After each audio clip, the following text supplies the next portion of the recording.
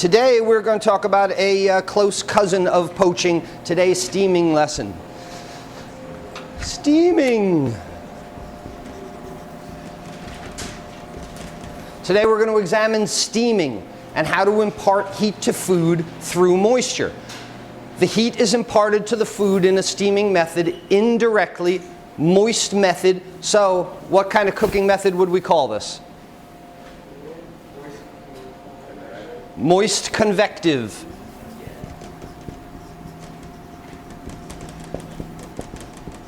Steaming is a moist convective cooking method because the heat is transferred to the food indirectly. That's how you know the difference between conductive and convective. And it's moist, obviously, because it's steam. Conductive cooking is like sauté, direct application to heat. It's like putting things in the salamander. It's like grilling. It's like broiling. It's the direct application of heat. Convective cooking methods are like poaching, simmering, steaming, roasting, where the heat is applied through a different medium, whether it's air, water, moisture. Excuse me. Things are steamed at what temperature? Steamed 160. Okay, let's go back to our progression. Boil, simmer, poach, right? Boil, simmer, poach. Boil, 212 degrees Fahrenheit, 100 degrees Celsius. Simmer, 180 degrees or so Fahrenheit. Poach, 165 degrees Fahrenheit, which is 74 Celsius, I believe. Boil, simmer, poach, okay? Soft convection to the water, no bubbles. Simmer, soft bubbles around the edge, convection to the liquid. Boil, large, violent, heavy motion. After boil, what comes? Steam. So at what temperature are items steamed? 212 plus. Well, our steaming is going to use a temperature at the temperature of boiling. And I already told you, you don't boil anything in the kitchen. Boil is not a cooking method. Boil is large, violent bubbles. It busts up your product. It creates this milky sauce in there. It's just a terrible way to treat food.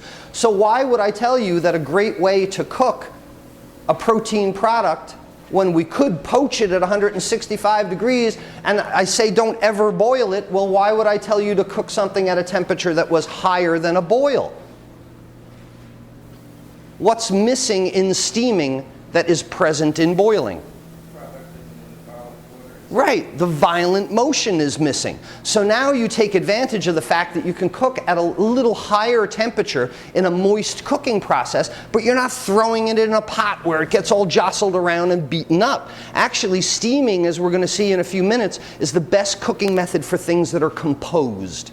Let's say you want to do ravioli, all right? Instead of putting your ravioli in boiling water, and then what do? You get like floaty cheese where some of them have busted open, you know? And then you serve somebody one of the raviolis. Look, there's no little guy in there, you know? He's gone. There's no guy. Where's my little guy, you know? And then you've got empty raviolis and a floaty cheese sauce. Better to steam. You can lay the ravioli out on a steaming tray. They take advantage of that temperature, but they don't move at all.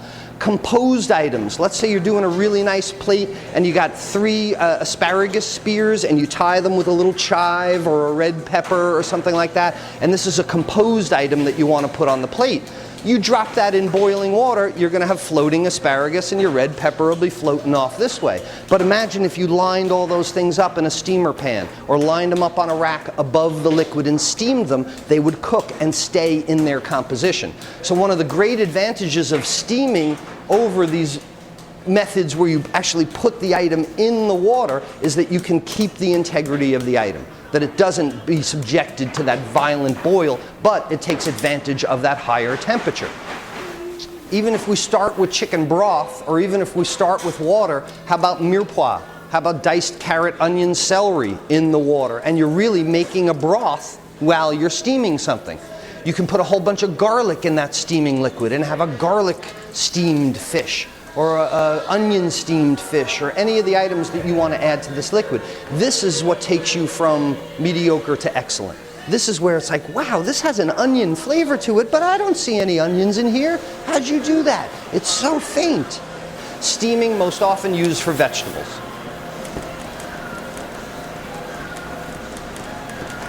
Now we start to put last lesson and this lesson together in that, why do you think steaming is most often used for vegetables? Why? Why not grill vegetables? It is not, the answer is it doesn't leach the nutrients into the water, into the cooking liquid. So when you poach a vegetable and it's actually in the liquid, we've all poached carrots and we've seen the water turn orange and the carrots taste like water.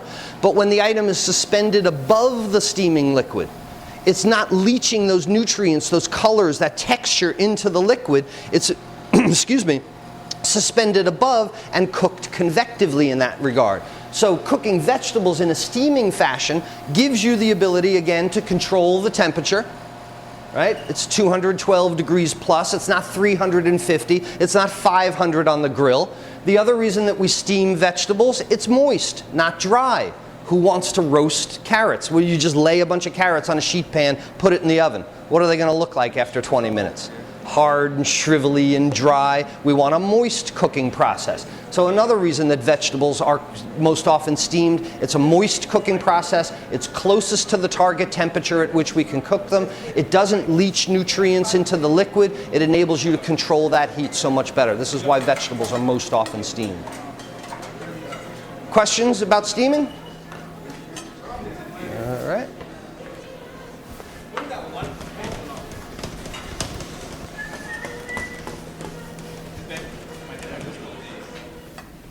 What is the word of the day today, they asked.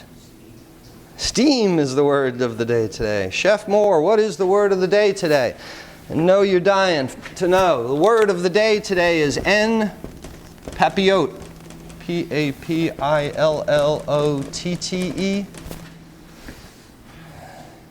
P-A-P-I-L-L-O-T-T-E. Papillote is the word of the day today.